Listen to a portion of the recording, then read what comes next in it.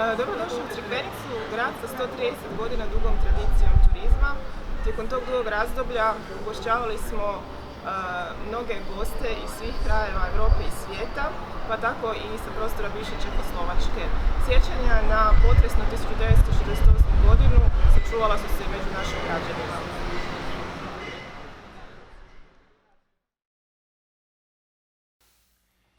Evo, s nama je danas u Crikvenici gospodin Ilija Marković. Gospodin Marković je 1968. godine bio sekretar skupštine tadašnje općine Crikvenica.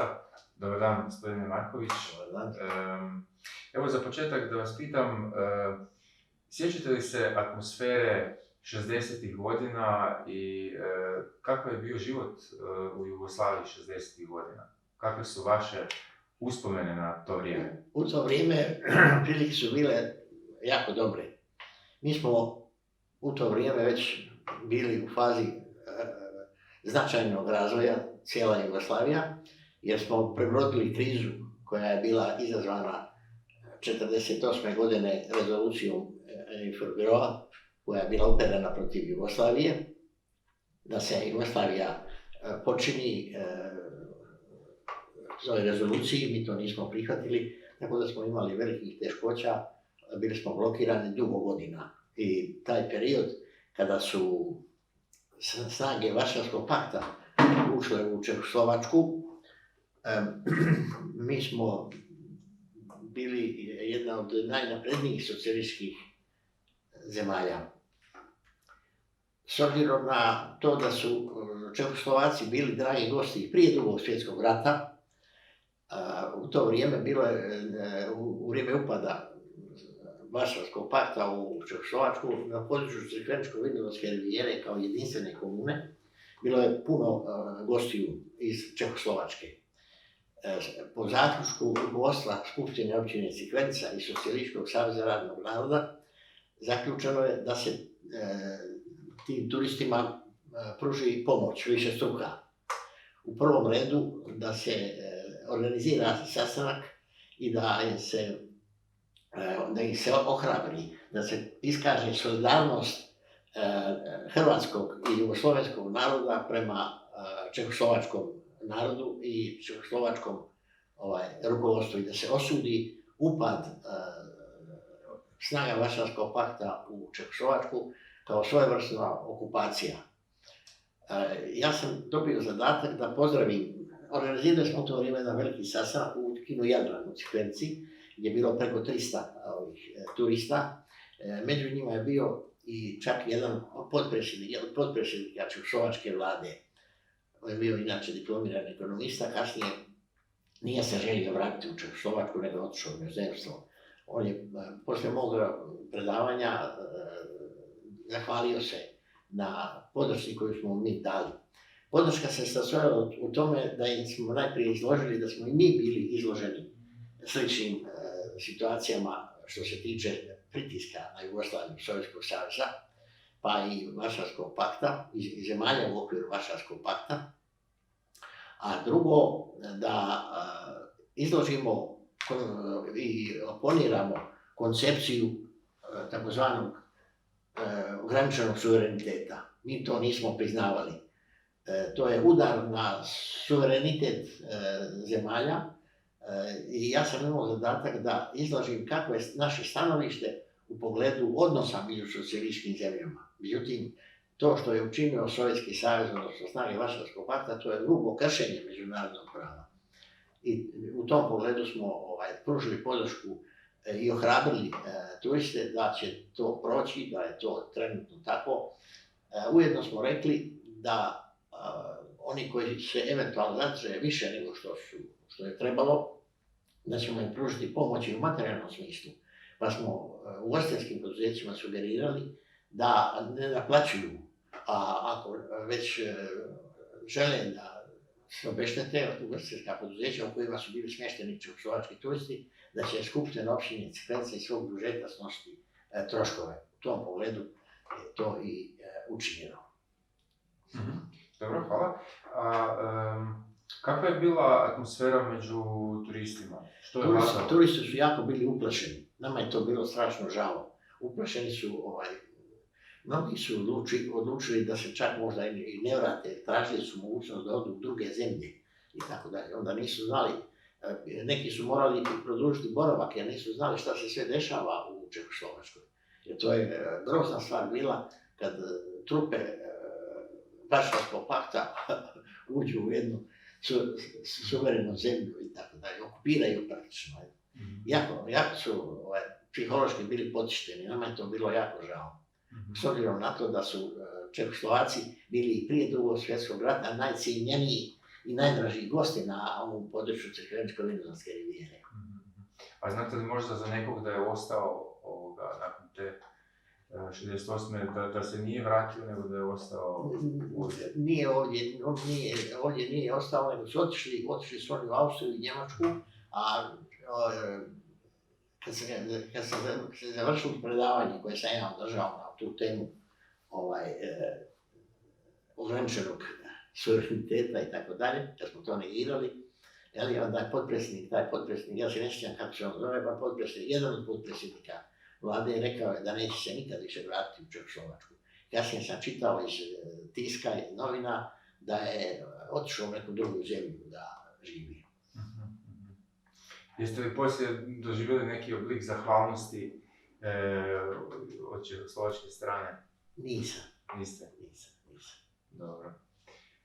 Doživio sam pohvalu od strane općinskog rukovodstva i Socijalističkog saveza radnog naroda, kao masovne organizacije, da je pametno to što smo organizirali sastanak neku vrstu i protestnog mitinga, jer je u kinu Jadran bilo preko 300 turista Čehoslovaka koji su saslušali moje predavanje i vidjeli da hrvatski narod, da jugoslovenski narod se solidarizira sa čehoslovačkim narodom.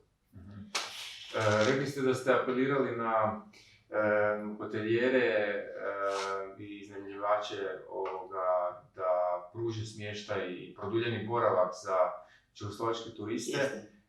Kolika je bila ta otvorenost i spremnost na to? Svi su bili za to, to je bilo puno, ne samo hotela, u to vrijeme nije bilo kućne radnosti privatne, ali su bila odmarališta radnička i ona su ugošćavala čehoslovačke turiste, oni su većinom oprostili, tako da kažem, one dugove koji su nastali zbog toga što turisti nisu u ugovorenom roku napustili.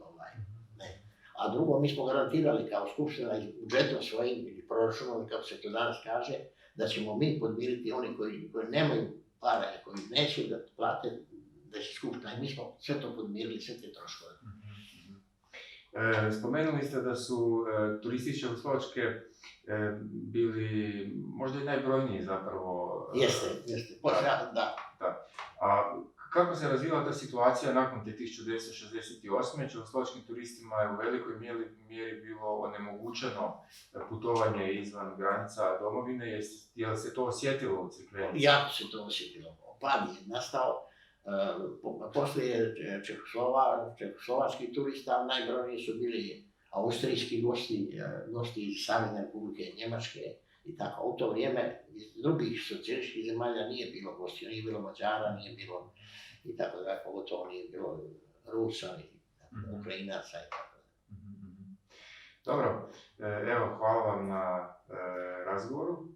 Ja sam htio još, ako treba da se kaže, da te veze su tradicionalne između čehoslovačkog naroda, između čehoslovačke države i Hrvatske i Jugoslavije, dugotrajne i da ima puno spomenika i danas ovdje, recimo Hotel Slavija se zove po tome, a drugo, ja sam radio kasnije kao pomoćnik generalnog direktora posle odlaska iz isteka mandata u Skupštini općine, kao pomoćnik generalnog direktora holdinga Jadran, to je velika turistička firma, posle Opatije i Dubrovnika, to je najveća bila hrvatska ugostiteljska turistička firma na hrvatskom Jadranu. Radio sam kao pomoćnik generalnog direktora holdinga Jadran i mi smo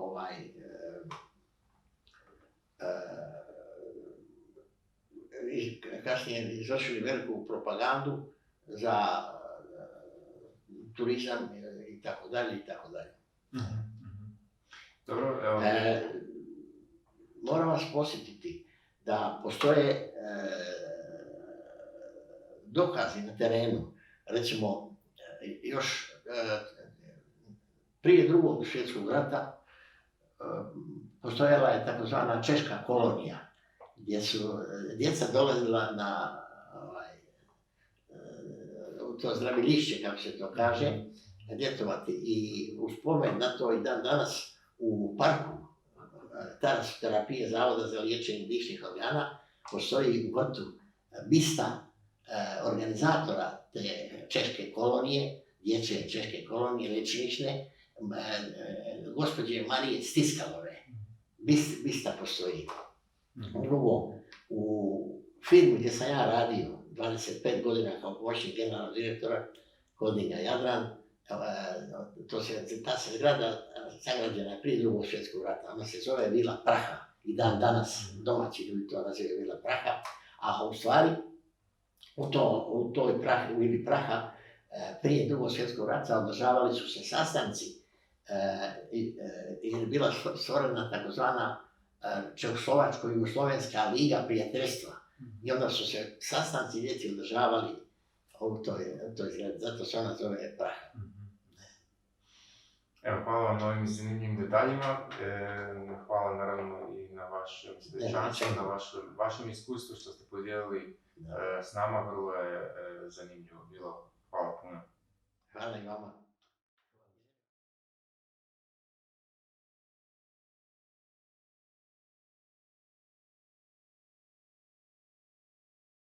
Evo, dobar dan, s nama je Krunoslav Kovač. Gospodin Krunoslav Kovač je 68. godine bio šef recepcije u crikveničkom hotelu Internacional.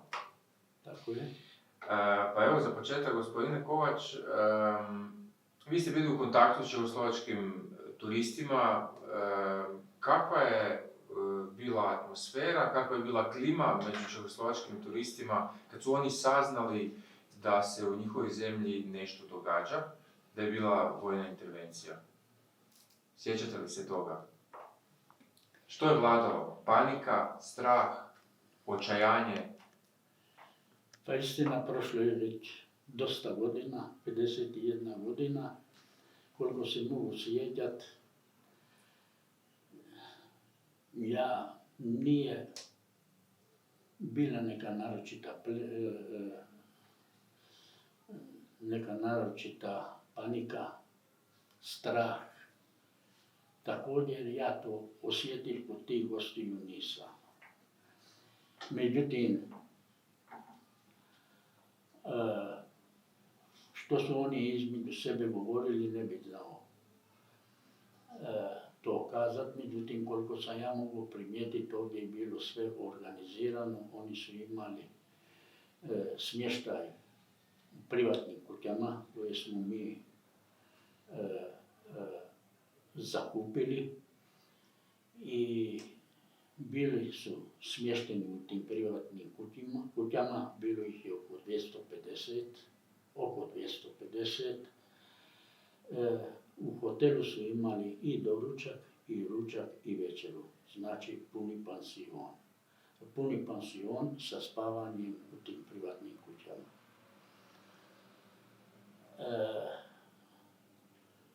Što se tiče hotela, i to ja mogu sve najbolje reći o češkim tim turistima, za nas koji su bili u to vrijeme, ponašali su se normalno.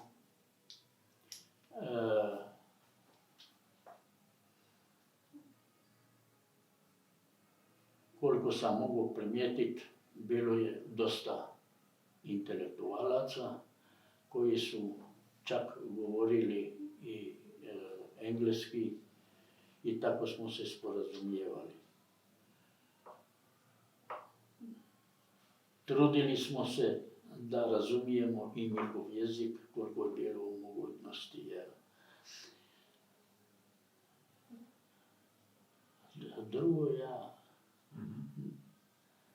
A koliko je to bilo zahtjevno organizirati, koliko je uopće bilo po vašoj procjeni turista iz Čehoslovačke ovdje u to vrijeme, što biste rekli?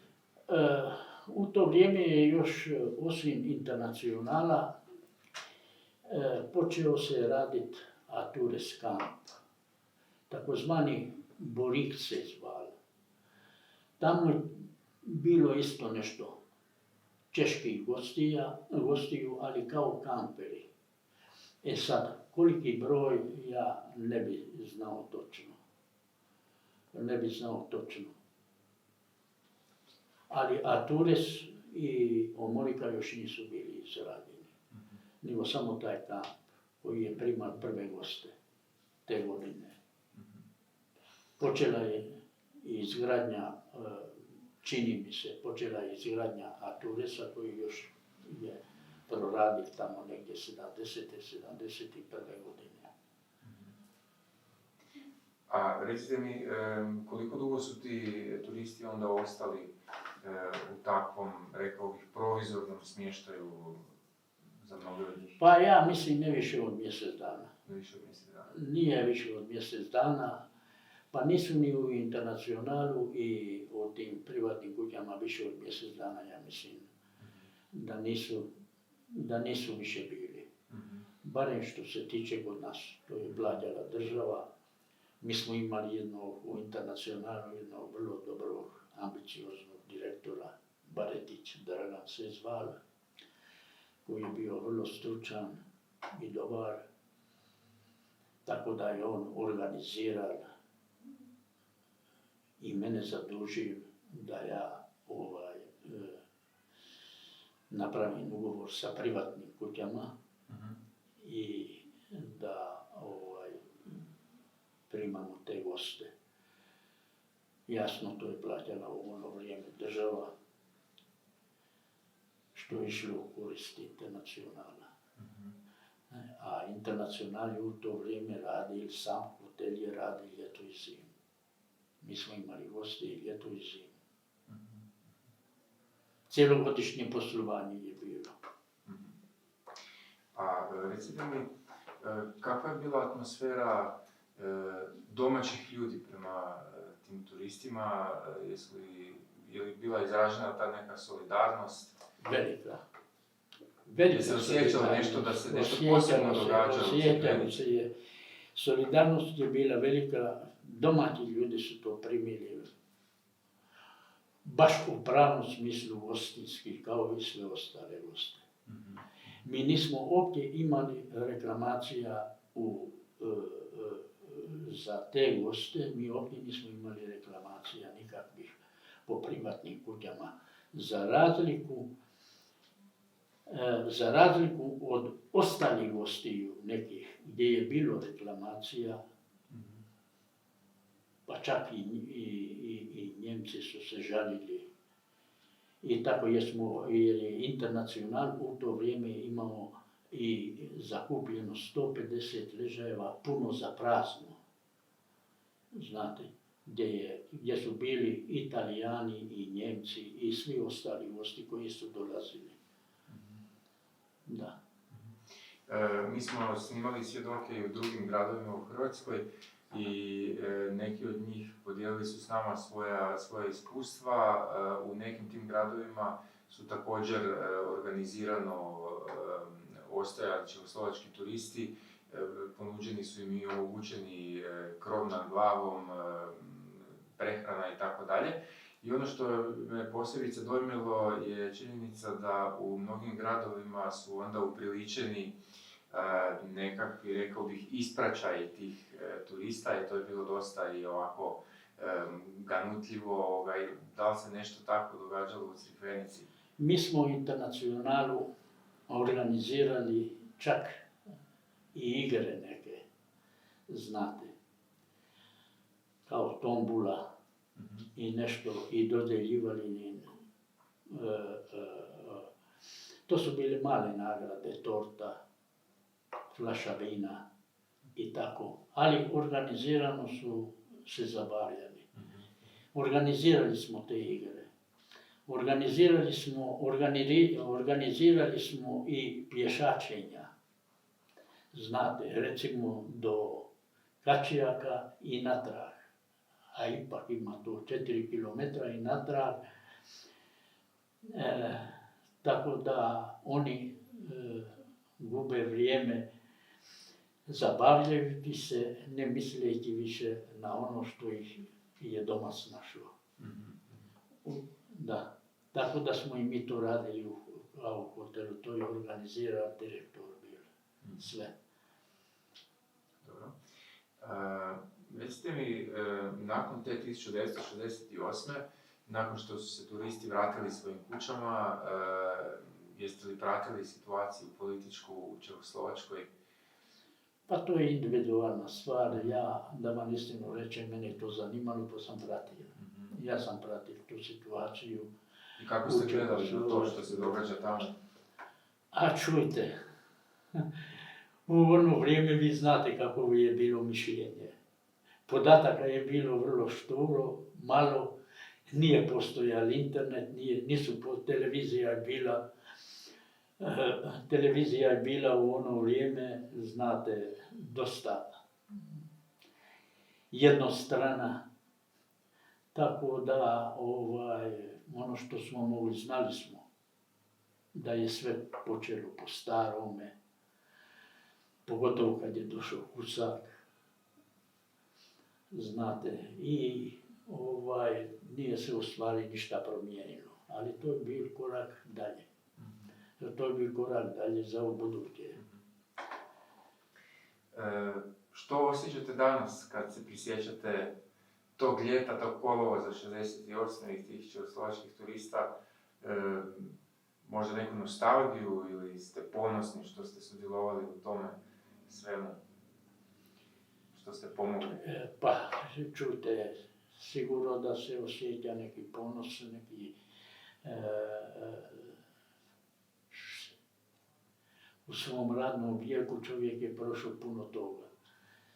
Znate, 40 godina ipak je neko razdoblje veliko i u tom razdoblju se baš tih momenata naročito sjeća.